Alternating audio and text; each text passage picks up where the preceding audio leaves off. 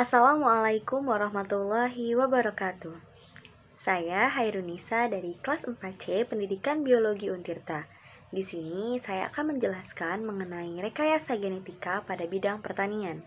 Sebelumnya kita perlu tahu dulu nih apa itu pengertian dari rekayasa genetika. Nah, rekayasa genetika itu sendiri dapat diartikan sebagai teknik molekuler yang dengan tepat mampu mengubah suatu molekul DNA atau menggabungkan molekul DNA tertentu dari sumber-sumber yang berbeda. Poin pertama yang akan dibahas adalah manfaat dari teknik rekayasa genetika pada bidang pertanian. Nah, apa saja sih? Yaitu solusi untuk mengatasi kelangkaan pangan dengan ditemukannya teknologi tanaman transgenik atau genetically modified organism atau GMO. Lalu mengurangi biaya dan meningkatkan penyediaan sejumlah besar bahan pertanian, mengembangkan tanaman pertanian sehingga bersifat unggul, memiliki peluang untuk meningkatkan produksi, memperbaiki sifat nutrisi, dan kualitas lainnya dari tanaman. Dan juga pemulihan tanaman secara konvensional untuk memperbaiki sifat suatu organisme. Selanjutnya, poin yang kedua yaitu metode dalam teknik rekayasa genetika pada bidang pertanian. Metode yang pertama yaitu transformasi genetik atau transgenik. Tanaman transgenik merupakan tanaman hasil rekayasa genetika di mana diinduksi seutas DNA dari organisme lain pada genom tanaman tersebut. Adapun proses ini dikenal dengan transformasi. Transformasi genetik adalah perpindahan gen asing yang diisolasi dari tanaman, virus, bakteri, atau hewan ke dalam genom baru. Potongan DNA yang diintegrasikan pada genom tanaman ini biasanya didapatkan dari organisme yang ada di alam, seperti bakteria dan tanaman lain. Nah, teknik transformasi yang dikenal yaitu ada beberapa nih. Yang pertama ada elektroforesis. Nah, elektroforesis ini akan digunakan untuk memisahkan koloni putih hasil kloning fragmen DNA setelah plasmid rekombinannya diekstrasi. Lalu ada gen gun atau senjata gen yang merupakan metode fisik untuk mentransfer DNA ke dalam sel. Metode ini digunakan dengan cara partikel logam yang sudah ditempel di sel target dimasukkan ke dalam gen gun. Selanjutnya ditembak pada sel tanaman. Nah, partikel akan mempenetrasi dinding sel tanaman dan akan masuk ke dalam sitoplasma. Kemudian, partikel akan tercuci oleh cairan sel sehingga gen target yang menempel akan lepas dan masuk ke dalam nukleus dan akan menyisipkan pada kromosom sel tanaman.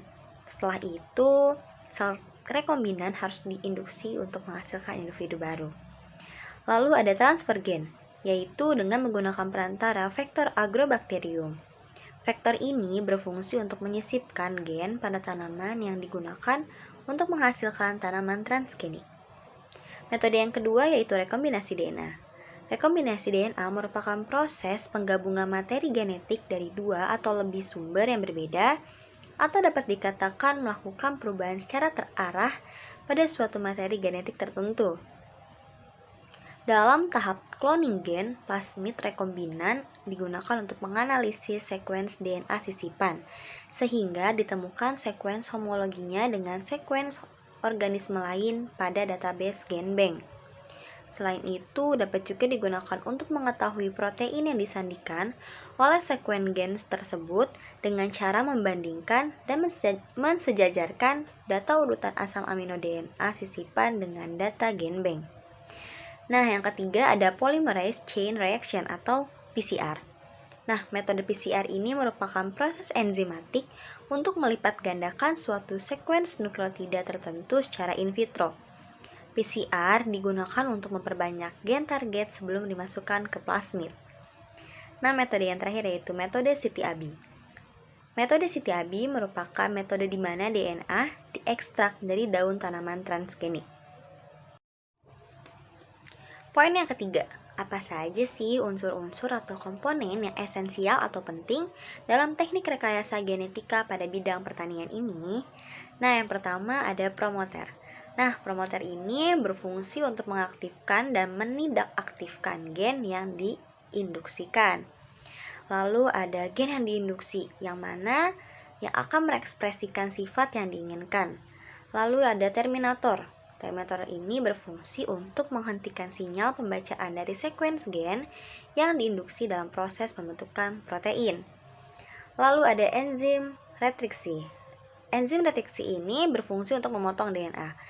Enzim retriksi ini memotong DNA tidak di sembarang tempat, tapi memotong DNA ini pada bagian di mana DNA dikenai aksi pemotongan oleh enzim retriksi yang disebut dengan sekuens pengenal. Lalu ada enzim ligase yang berfungsi untuk menyambung rantai DNA. Dan ada cloning vector yang berfungsi untuk membawa gen yang akan disisipkan, yaitu berupa plasmid bakteri atau virus. Plasmid digunakan sebagai vektor untuk mengklonkan gen atau mengklonkan fragmen DNA. Poin keempat, proses-proses dasar dalam teknik rekayasa genetika pada bidang pertanian. Yang pertama ada ekstrasi DNA. Ekstrasi DNA atau isolasi DNA merupakan prosedur umum dalam memisahkan dan mengumpulkan DNA. Adapun prinsip ekstrasi DNA yaitu mengeluarkan DNA dari sel. Proses transfer gen asing ke dalam genom suatu tanaman target diawali dengan pemasukan gen asing ke dalam sitoplasma sel tanaman target. Kemudian gen masuk ke dalam inti sel tanaman melalui pori-pori membran inti sel. Nah, ketika gen asing tersebut berhasil masuk ke dalam kromosom dan berintegrasi baik dengan tanaman target, maka gen tersebut dapat diekspresikan oleh tanaman transforman. Ekstrasi DNA biasanya diaplikasikan untuk analisis rekayasa genetika, komputasi, bioinformatika, forensik, analisis asal-usul, dan antropologi. Yang kedua ada cloning gen. Cloning gen merupakan salah satu prosedur dalam pengembangan tanaman transgenik yang bertujuan untuk memperbanyak gen yang diharapkan. Plasmid rekombinan yang ditransformasi ke dalam sel bertujuan untuk pembentukan klon, yaitu sel-sel organisme yang mengandung DNA rekombinan yang dapat dipropagasi dan disimpan untuk memproduksi molekul DNA dalam jumlah besar, sehingga dapat digunakan untuk mempelajari karakter fisiologis tertentu ataupun untuk mengkonservasi molekul DNA rekombinan agar tetap stabil. Plasmid rekombinan juga dapat digunakan untuk menganalisis sekuens DNA sisipan atau DNA yang terlibat dalam toleransi asam AL, sehingga dapat ditemukan sekuens homologinya dengan sekuens organisme lain pada database GenBank. Selain itu, dapat juga digunakan untuk mengetahui protein yang disandikan oleh sekuens gen tersebut dengan cara membandingkan dan mensejajarkan data urutan asam amino DNA sisipan dengan data GenBank. Yang ketiga ada desain gen. Desain gen dilakukan dengan merubah susunan basa dalam area kode gen yang menentukan produksi protein tertentu yang diinginkan. Dalam proses rekombinasi DNA, melibatkan enzim tertentu yang berfungsi dalam melakukan pemotongan dan penyambungan DNA. Enzim yang berfungsi sebagai pemotong yaitu enzim retriksi endonukleus, sedangkan enzim yang berfungsi sebagai penyambung yaitu enzim ligase. Hasil sambungan DNA yang dikenal sebagai DNA rekombinan yaitu enzim ligase. Yang keempat, transformasi genetik. Transformasi genetik merupakan suatu perpindahan atau transfer gen asing yang diisolasi dari tanaman, virus, bakteri, atau hewan ke dalam suatu genom baru atau new genetic background. Beberapa teknik transformasi yang sering dijumpai adalah gen-gen dan mempergunakan bakteri Agrobacterium tumefaciens.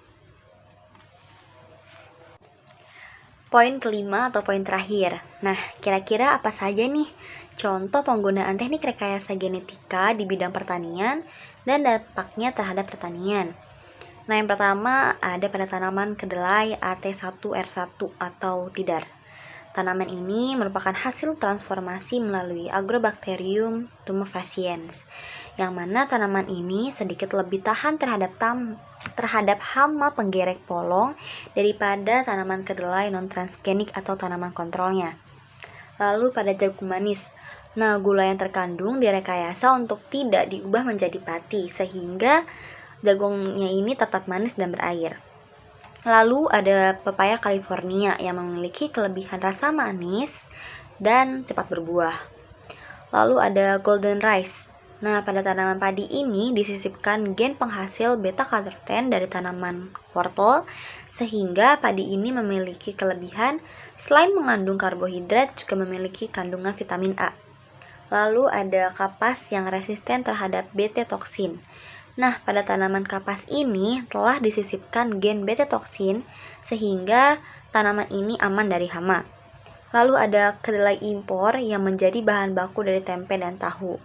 Nah, kedelai ini telah disisipkan dengan gen EPSPS sehingga kedelai impor ini tahan terhadap herbisida berbahan glifosat. Selain itu, kelebihan lainnya adalah harganya lebih murah karena selalu tersedia di pasaran. Baiklah, sekian dari saya. Semoga materi yang saya sampaikan ini dapat bermanfaat. Terima kasih. Wassalamualaikum warahmatullahi wabarakatuh.